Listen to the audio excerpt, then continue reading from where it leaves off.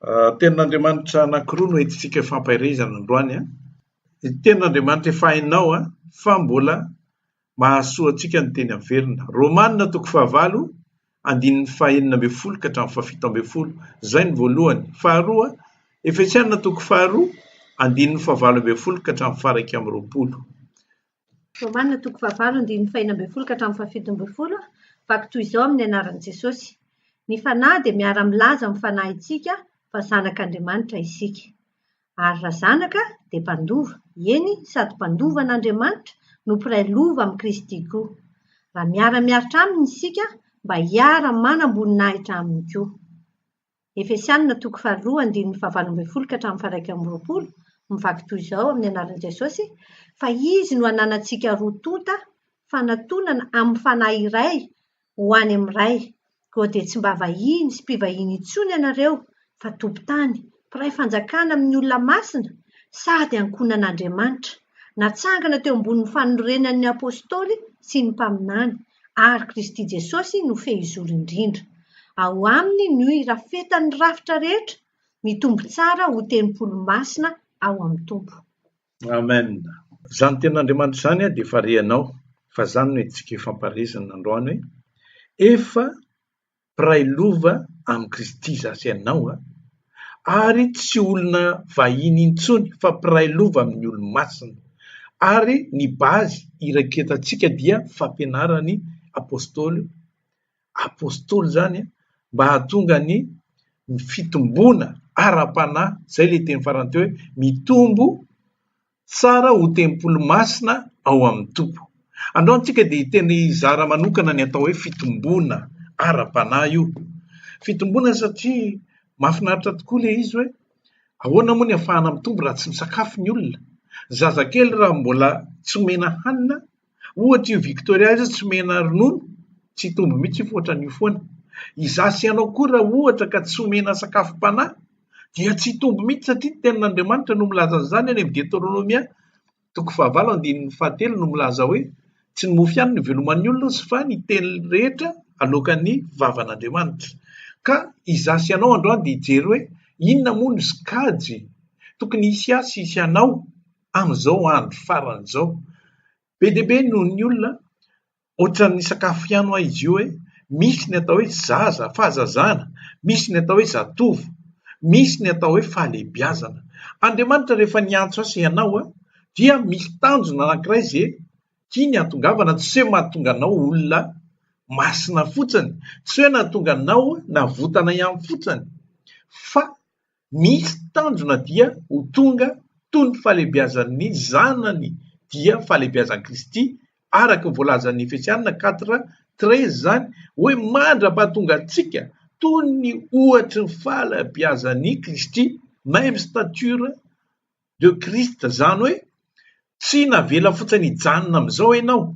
Rehefa navotana ianao dia tsy tokony hoe nijanona fotsiny eo, fa io zany safidy ny tsirairay io hoe za ve te ho lehibe sa te ho hijanona zaza. Be dia be ny kristianina atao hoe efa 20 taona, efa 30 taona teny amin'ny am-piangonana fa mbola mijanona zaza ara-panahy foana izy.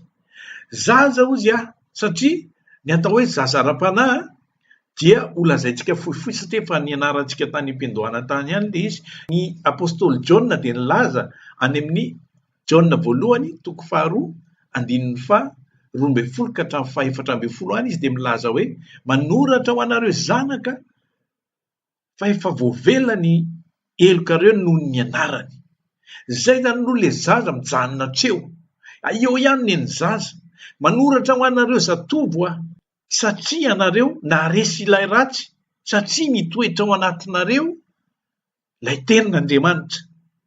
Tsy tonga ho zatovo mihitsy ny olona anankiray rehefa tsy mitombo izy, fa lasa foana zaza. Fa maninona natao hoe manoratra ho anareo zaza fa voavela ny helokareo noho ny anarany. Any amin'ny Hébreu 10:17 any dia milaza zao tenin'Andriamanitra hoe ny heriny sy ny fahotany dia tsy ho tsarovako intsony. Ny zaza zany tsy manana tantara tany aloha. Ezasy ianao rehefa nandrain'i Jesosy dia tsy manana ny tantarantsika tany aloha tany mpamon'olona tany aloha mpangalatra tany aloha efa tsy tantarako tsony zany satria eo anatrehan'Andriamanitra dia zaza satria zay le natao hoe raha misy olona amin'i Kristy dia olom-baovao izy araka ny 2 Corinthiens 5:17 raha misy olona amin'i Kristy dia olom-baovao izy zany hoe adiniko ozy Jehova tompo ny lasany adiniko inona no nahatonga an'izany satria zay le hoe voavela ny elokareo noho ny anarany dia mandeha nisy tantara kely anankiray tany amin'ny fianarana anankiray nianatra katesisy ny mpianatra rehetrarehetra tao dia ozy le mpampianatra katesisy hoe ono misy eloka tsy hitan'Andriamanitra ve satria ny tantara mombany hoe Andriamanitra dia mahita ny zavatra miafina any amin'ny takotakona rehetra any dia ny zavatra nylazaina dia hoe atsangano ny tanany raha ohatra misy eloka tsy hitan'Andriamanitra dia anankiray ny nanangan-tanana dia gaga ihany no manodidina hoe hay hoe mbola misy eloka tsy hitan'Andriamanitra dia noho ny namaly izy dia hoe ny eloka voafafan'ny rahan'i Jesosy dia tsy hitan'Andriamanitra zany hoe izasy ianao napetraka hoe zaza ozy rehefa teo amin'ny fotoana hoe voavela ny elokantsika tamin'ny fotoana rehefa lazaina hoe vita ny famonjena asianao dia eo tsika natao hoe olona vaovao fa betsaka ny olona mifaly amin'izay satria ny atao hoe zaza ara-panahy tia ny zaza alay voasara-tsaina ange ny zazakely zay hitany eo amin'ny latabatra tonga dia na telefony ty tonga dia raisiny dia ataony eza ao ambavany tsy mijery tsony zany izy hoe pozina ve io tsy mijery tsony izy hoe inony ty sakafo ty sao dia pozina fa mihinana an'izay omena satria zatra fahanan-dava zatra fahanana dia misy mahafinaritra ny olona ny safidy hoe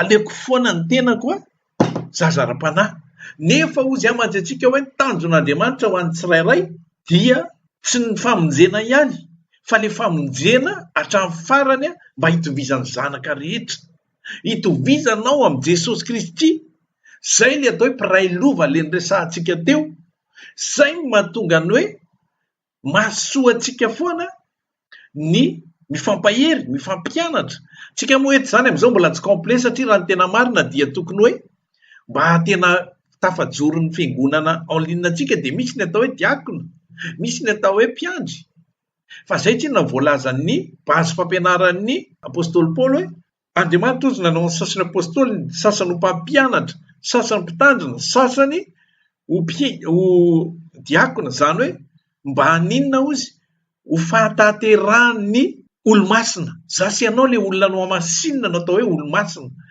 zany hoe toy an'izay dia amin'ny 13 dia milaza hoe mba ho tonga toy ny fahalehibiazan'i Kristy tsy mijanona ozy azy zaza Jesosy Kristy zazakely ozy izy ny katolika Jesosy Kristy zazakely fa Jesosy tsy nijanona zazakely fa nitombo amin'ny fahalalana nitombo amin'ny fahendrena satria nanantona ny atao hoe sinagoga izy tamin'ny 12 taonany any amin'ny Lioka 2:2-5 dia nitombo saina dia zasy ianao koa tian'Andriamanitra hitombo saina fa tsy mijanona teo amin'ny lakroa tsy mijanona teo amin'ny fanavotana teo amin'ny lakroa betsaka ho any fampianarana milaza manao amin'ny bokla hoe efa vita teo amin'ny lakroa dia point barre efa vita fa tsisy niny ilana dikan'izay hoe rovitina daholo zany le epitran'ny apôstôly rehetra satria tsisy ilana azy fa ny zava-dehibe zany dia hoe vita teo amin'ny lakroa ny famonjena dia tapitra fa tsy zay ny zavatra tanjon'Andriamanitra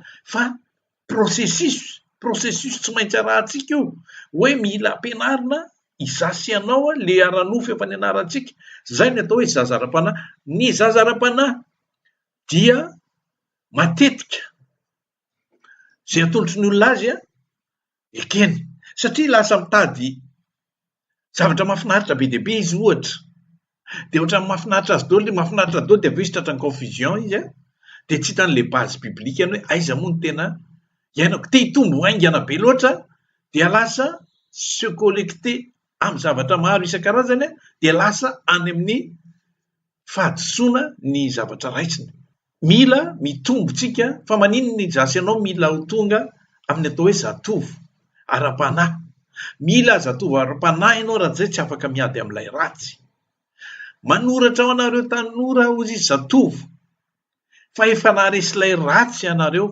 satria mitoetra ao anatinareo ny tenin'Andriamanitra. Zazakely tsy afaka nitahiry tenin'Andriamanitra. Zazara-panahy tsy maintsy fahanana veriny be dia be amin'ny foana ny tenin'Andriamanitra. Tsy afaka niady rery fa tsy maintsy misy supérieur mialaina foana. Tsy maintsy misy lehibe noho izy foana ny antsoina rehefa misy tojolana. Efa 20 taona 30 taona izy no atao hoe kristianina nandray an'i Jesosy. Rehefa misy marary ao an-tranony dia tapitra alainy avy ny repertoara itsoina karazana pastera satria zay le hoe mbola zazara-panahy izy. Tsy afaka ny aplike satria enony fotsany ilay izy dia avoakany. Enony fotsany ilay izy dia avoakany. Dia isaky ny na ataontsika hoe mivavaka raha ao anao mivavaka, kaloka mbola tsy vonina. Zazara-panahy. Zatovo indray izy efa mahay manavaka ny ratsy ny tsara hozy izy ny Baiboly. Zany hoe efa naharesy ilay ratsy. Maharesy ilay ratsy ianareo fa maninona moa maharesy ilay ratsy satria mitoetra ao anatinareo ilay tenin'Andriamanitra. Rehefa fantatrareo marina ilay tenin'Andriamanitra ilay marina dia ny marina no hanafaka anareo tsy ho andevo ny ota, tsy andevo. Zany hoe mahalala zany ianao hoe tsy mety ity, aleo tsy manao an'ity fa tsy mety ity satria zay le se référencier amin'ny tenin'Andriamanitra vao manao action ny olona atao hoe zatovo. Tsy resaka momba ny ray ny resaka hoe fahalehibe satria tanjontsika rehetra io hoe fahalehibeazana ara-panahy io. Masika mihitsy ny tenin'ny Paoly ndre mandeha any amin'ny Hébreu 5:12 na dia efa tokony ho mpampianatra ary ianareo noho ny fahelan'ny fotoana dia mbola mitady mpampianatra foana. Zany hoe reny olona reny imagine atao hoe fa zazana ara-panahy. Tonga hono le evangeliste angeza-be avy any ananiny koropaka be, tena zay mihitsy mily tedaviko. Tonga indray ny pastera hafa ary zay mihitsy tena zay manana ositra be. Zany le atao hoe fahazazana ara-panahy. Io mitovy foana ny fanahy anankiray rehefa fanahy iray ny ao anatin'ny olona tsirairay avy. Fa lasa andevoziny anaran'olona any ka mahafinaritra mihitsy le hoe andeha hiaraka akasary amina mpanompon'Andriamanitra dia ohatrany hoe ho avitra ve zany satria zany ary nakasary tamin'ny andeha ataoko hoe i pasteur iza re no raisiko hoe andeha ataoko hoe tonga aty zany iza moa le Bénine ohatra dia sakambona amin'ny Bénine tena fiera be mihitsy hoe tena vita nakasary niaraka Bénine re tena mampitsingidina olona arivo isaka mampivavaka. Dikan'izany azy zany tena anisan'le avitra ve zany ny dikany? Non, zay le fahazazana ara-panahy.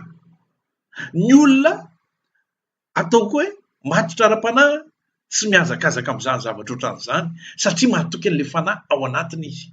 Mahatoky an'ilay fanahy mampianatra azy izy. Inona koa ny zavatra anankiray lazaiko antsika hoe fahazazana ara-panahy ihany koa dia tsy mahazaka raha vao resahana Baiboly ela loatra, mavesatra ny lohany satria tsy levony. Normal zany. Paoly ary nilaza mihitsy tamin'ny Korintiana 1:7 raha miresaka aminareo tsy vetikanina no omeko anareo satria mbola zaza ianareo, mbola araky ny nofiany ianareo dia aleoko izy rononom-panahy. Zany hoe tsy afaka ny ho tenenina zavatra ara-panahy satria zavatra ara-panahy dia mazava ho azy fa direct ny fanahy masina no mampianatra an'le olona rehefa mandray an'le tenin'Andriamanitra izy. Averiko indray mandeha rehefa olona zaza ara-panahy dia tsy mbola conscient izy amin'ny hoe inona moa no tena mazava-dehibe amin'ny tenin'Andriamanitra, mamaika ny tenin'Andriamanitra araka le nitenenina indray mandeha ifanja moa no niresaka an'iny hoe rehefa tonga ny toriteny dia mivoaka amin'ny foka-sigara ny olona, lasa maka rivotra any ivelany ny olona satria tsy azo ny an-tsaina hoe le tenin'Andriamanitra anie ny sakafo le fiderana anie famezana voninahitra fa mahavatra izy mihaino vavaka, mahavatra mandany andro mivavaka eo fa kamo izy ianao an'Andriamanitra. Zavatra contradictoire be mihitsy zany. ohatrany hoe reraka mifanahany andeha ianao an'le tenin'Andriamanitra ao amin'ny fiangonana fa mitsotsotsa izy dia manontany ny olona vita ve izy ao, zay izy vao miditra satria te hijanona zaza le mpanafana dabilio foana mandra-pialana etỳ an-tany. Tsy izay ny tanjona tian'Andriamanitra aminasy aminao fa mandroso. Ahoana ny tenin'Andriamanitra? Ohabolana toko 4:7-20 lalan'ny marina ozy dia maninona? Mihamazava mandra-pi taotaovonan'ny andro. Inona ny dikan'izany? Mihamazava ianao fa tsy hoe janona eo amin'le fahazavana kely dia tsy mihetsika satria tanjon'Andriamanitra mahatonga anao mazava toy ny fahazavan'i Jesosy satria Jesosy no nilaza ny amin'ny Jaona 5:20-7 hoe izaho tonga amin'izao tontolo izao ho fahazavana.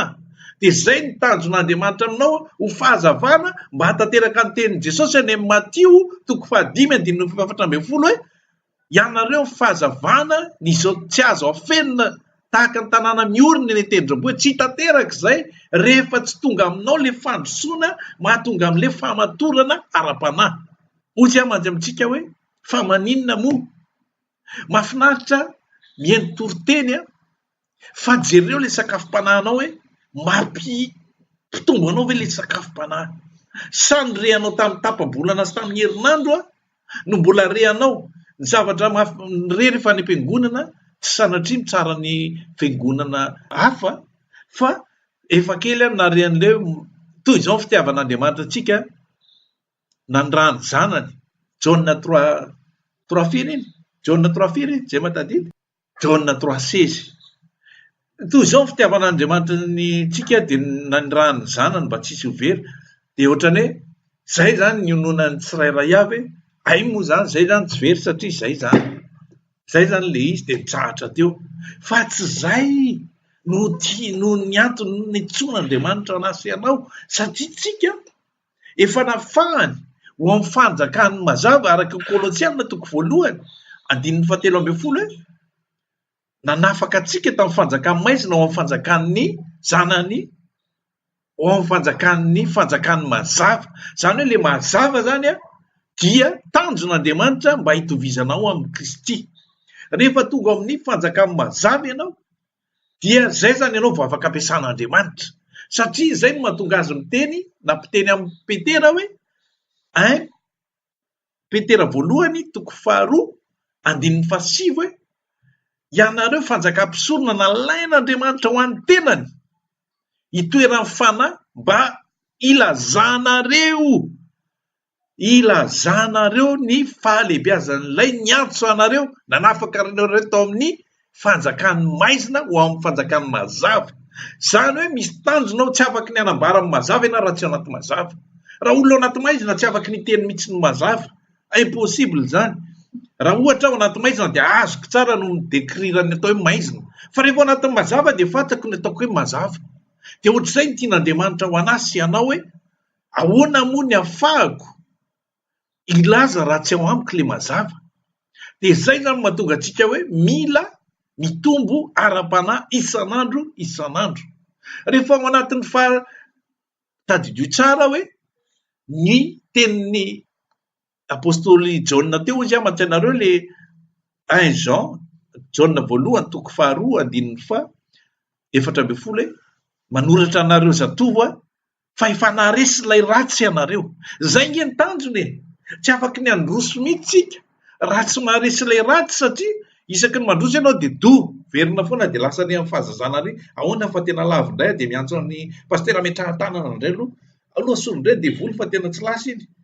Tsy zay le tanjona fa le ianao tokony ho tsapanao fa tokony ho zatovo ianao ara-panahy. Safidy ny olona kristianina anankiray ny atao hoe zaza ara-panahy. Iny zany dia mifanaraka tsara amin'ilay tenin'i Jesosy le hoe nandeha ny mpamafy tadidinareo tsara le hoe nisy teo amin'ny Lioka le 5 iny le hoe ny sasany naniry teny amoron-dalana, sasany naniry teo Vatolampy. Karazany iny safidy ozy misy zany rehefa mihaino tenin'Andriamanitra dia ny sofin'ilany mieritreritra problema any ambadika any, sofin'ilany any no misokatra. Dia izay zavatra nefa tsy mety ampitombo ny olona. Rehefa mandinika ny tenin'Andriamanitra any amin'ny Josuà 1:9 tsoka dia milaza hoe raketo am-pony ao izy ny tenin'Andriamanitra, ny teny saintsaino andro aman'alina, tsy afaky ny tombo mihitsy ny atao hoe zazara-panahy raha tsy riminina mihitsy izy ny karazana teny izay voarahiny ny andron'iny. Tsy afaky ny manana antoka mihitsy izy hoe tafapetraka ao anatin'ny atao hoe finoana rehefa tsy petraka ao aminy ny atao hoe tenin'Andriamanitra. Ny zavatra anankiray tena tsara tadidiana dia hoe tsy tian'Andriamanitra izasy ianao hijanona zaza satria be dia be ny mpamafy voatsizy. Be dia be ny mpamafy voatsizy fa tia no tonga amin'ny fahalebiazana araka ny tenin'ny Efesianina 4:4-5 mba tsy ho zaza intsony ka ilangilan'ny fampianarana maro samihafa. Matombo teny an'izany ny tenin'Andriamanitra dia misy danger ao, misy karazana mody atao hoe filazantsara, fa filazantsara amin'ny endriny hafa ihany koa. Matoy Paoly no laza hoe raha misy mitory filazantsara hafa dia aoka izy voahodina, zany hoe matombo teny an'izany izy dia fort possible fa misy ny atao hoe filazantsara hafa koa kay. Mody milaza filazantsara an' Jesosy ihany izy fa ny ao ambadika an'ilay izy tena zavatra hafa. Mala zao dia nanomboka ny eno par curiosité nandefasan'ny olona zany toro-tenina gasy hoe mety mahasoa anao izy toy tany Majunga tany le tovolahy. Tamin'ny voalohany aloha mody ny tantara izy niresaka hoe Esau, i Jakoba sy Esau, dia Jakoba hozy izy mangetaeta ara-panahy dia nangataka an'ilay tsodrano mba ho tahina. Ianao koa tokony ianao ohatran'izay hozy izy, mampiseho anatrehan'Andriamanitra ny etaetanao ara-panahy. Dia ny eno ihany zany hoe inona ilay tena tianao hatongavana amin'ny farany, fa tena naritra ny eno hatramin'ny farany dia inona zavatra. Ianao hozy izy ity misarotrano fandatsahan-drakotra io, mangetaeta ara-panahy zany rehefa te hitombo ny ara-panahy dia masaia eo anatrehan'Andriamanitra mandrotsaka ny zay any am-pelatananao mihitsy ao anatin'ity ny fahatokisanao an'Andriamanitra mba ho tahinanao. Teo dia miboraka ny lohako hoe izay indray ilay fampianarana testamenta hafa indray izay, evanjila hafa indray izay, satria mandoa tapana an'Andriamanitra mba handoherany ilay Andriamanitra. Tsy izay mihitsy ny tanjon'Andriamanitra, tsy mahafalifaly ianao eo am-pipetrahana hoe raha ho tahina lava ianao, tsy izay. Ino manaraka ho azy? Fa ilay tena tian'Andriamanitra hoe ahoana ny fitombonao, ahoana mahatonga anao ho tonga ny fahalebiazan'ny Kristy mba hahatonga an'Andriamanitra afaka mampiasa anao. Ka rehefa tsy ianao no mazava ohatran'ny Kristy, tsy afaka ho hita mazava mihitsy ianao eny amin'ny misy anao eny. Tsy ho afaka mihitsy satria nitoy any amin'ny Matthieu 5:5-15 dia tsisy olona mandrehitra jiro ao ambanin'ny fatana hozy izy manafina. Zany hoe ianao rehefa mazava tsy mila akory, fa na ny zavatra tenenin'ny vavanao ary dia tonga dia efa fantatry ny olona hoe ao zany, ao zany, ao amin'io zany le misy an'ilay zavatra, ao amin'io le misy an'le any amin'le fiainana mandrakizay. Ry hava mahalalo amin'ny tompo, be dia be no mampiverin-dalana satria itsika miazakazaka ho any amin'ny fahalebiazana. I Paoly rehefa fantatsika iny dia milaza hoe nahatanteraka amin'ny fiazakazahako aho, efa nahazo ny satrobonin'ny voatahiry ihany satroboninahitra, satria izy tsy nionona fotsiny amin'ny atao hoe janona eo fa manahafay nareo tahaka ny hanahafako an'i Kristy. Zany hoe mila ho tonga tony Kristy daholo tsika rehetra, satria zasy ianao dia natao hoe fanahara ihany angeny natao tao anatin'i Kristy tao anatiko e. Tao anatinao sy tao anatin'i Kristy anie fanahara ihany e. Fanahin'Andriamanitra io. Satria izay le mahatonga an'i Jesosy hoe ianareo anie nahita fagagana nataoko rehetrarehetra teto. Nefa mbola ny sahy ihany Jesosy nilaza tamin'ny mpianany hoe mahatsara anareo ny fialako. Fa raha izy ny tena hoe tokony tsy niala teto mihitsy izy raha izay le tena zavatra tanjona. Fa teo ary izy dia mbola nisy ny sasany taminy mbola hoe tsy zavy no mifidy anareo nefa ny ray taminareo dia voly. Araka Jaona 6:70 ny ray taminareo dia voly. Zany hoe mbola misy irika ihany zany fa ny hitan'Andriamanitra dia hoe aleo mihitsy le fanan'Andriamanitra izay tao amin'ny Kristy nitoetra aminareo, mahatsara anareo ny fialako raha tsy izay tsy ho avy aty aminareo ny mpananatra hafa dia ny fanahy masina. Inona ny ilaina le fanahy masina? Hitondra anao ho amin'ny fahalehibiazana, satria tsika no trano ahorina, tsika natao hoe trano ahorin'Andriamanitra. Ozy izy Paoly indray mandeha hoe ianareo, ozy izy no miteny anareo toy ny zaza ihany araka le teneniko teo hoe Korintianina 1:7-2 ka hatramin'ny 5.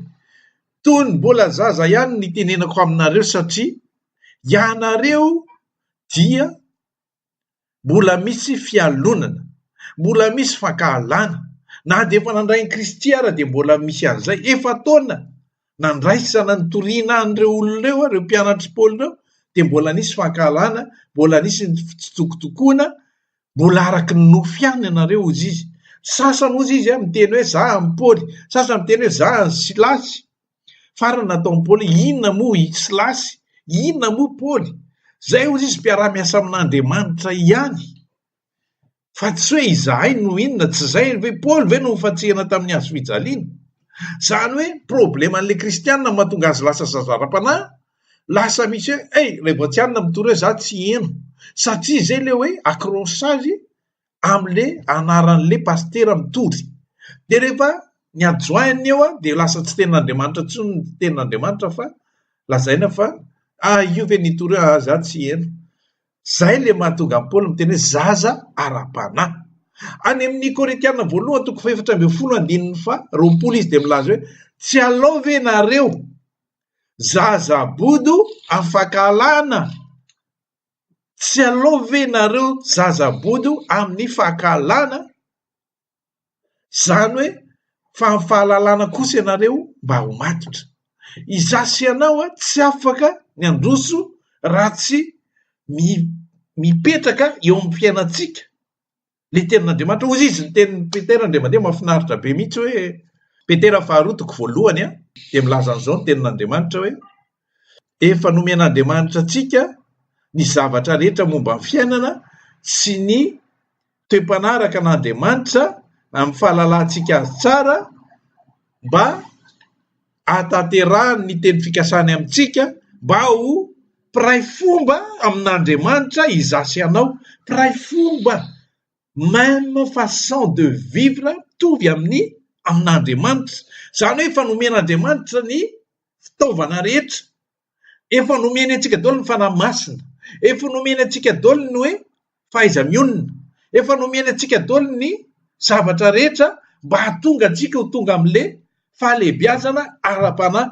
Dia anjarany tsirairay sisa no manapaka sy manao safidy hoe androso izy sa istagna eo amin'ny fanarahana an'Andriamanitra. Misy manko ny mahafinaritra azy fotsiny hoe fakahita amin'ny mpiara-mivavaka, andro azy zao fandraisana, tsy ombindray ny plasy fa aloha tonga amin'ny 9 maraina mihitsy aloha ho tonga amin'ny 9 maraina, ao daholo rianona, ao daholo rianona, tsara kosa zany akanjo vaovao an-dranony izay. Faly izy hoe nandeha tany am-piangonana, fa rehefa antaniana hoe inona ny fitombona azonao, satria kity mankany am-piangonana dia ho fahatanterahany olo-masina ozy izy Paoly, natao ny mpampianatra, natao ny mpitandrina, natao ny mpiandry, mba ho fahatanterahany olo-masina. Zay mahatonga ny hoe Hebreo 10:5-20 aza mahafoy ny fiarahana mivavaka, satria eo zany ianao no hitan'Andriamanitra mampety anao, mampitombo anao. Fa inona ny question mipetraka hoe za ve zaza ara-panahy foana, za ve mba nisy zavatra nitombo tamin'ny zay na niangonako nandritra zay fotoana zay, sa mahafinaritra fotsiny le ambiance. Ny fiainako nanao an'izany taloha ny ara vao tsy lehibe olona be za tsy miangona, dia dikan'izay rehefa krismasy tsy maintsy présent satria amin'iny aza mba afaka amin'ny stilitila tsara, amin'ny complet vaovao tsara, ny kenja tsara. Iny zany mahatsapa ny tenako hoe mivavaka, satria be olona be, samy nahita daholo hoe tao koa lery, vavaka tao koa ka. Zay ny tanjonako, fa tsisy zavatra miditra mandeha ny toriteny dia efa saiko efa mandeha lavitra be hoe indray bloqué ao ny tômôbila marina amin'irety olona irety, tsy tafavoaka eto, fa tsy mieritreritra intsony hoe inona moa le tena bazy. D'ailleurs koa moa le tohiteny rehefa krismasy de miverina ihany tao an-tranon'omby a de iny de fankalazana de zay le tao an-tranon'omby efa le Jesosy efa any an-danitra fa tsy ho tranon'omby ntsony fa iny mbola voizina foana de lasa zaza foana koa rehefa fahanana vovo-dronono foana de zaza eo foana ianao fa tsy fahanana zavatra vetikanina amin'izay hoe inona ny tao hoe vetikanina dia mahatonga anao amin'ny famasinana dia mahatonga anao atseritreritra firy ntsony a ny zavatra ety an-tany fa mikasao ny zavatra any ambony a zay niantsonanao de zay ny atao hoe vetikanina fa tsy ny zavatra ilainao andavanandro ntsony manahirana anao a fa iny ain'Andriamanitra manome an'iny ivavaka tsika eny Andriamanitra rainay tsara indrindra zay moa dia olombelona ihany olombelona fa navaozinao ary nateraka indray dia nahazo ny fanamasina zay nampitoerinao anatina tsirairay avy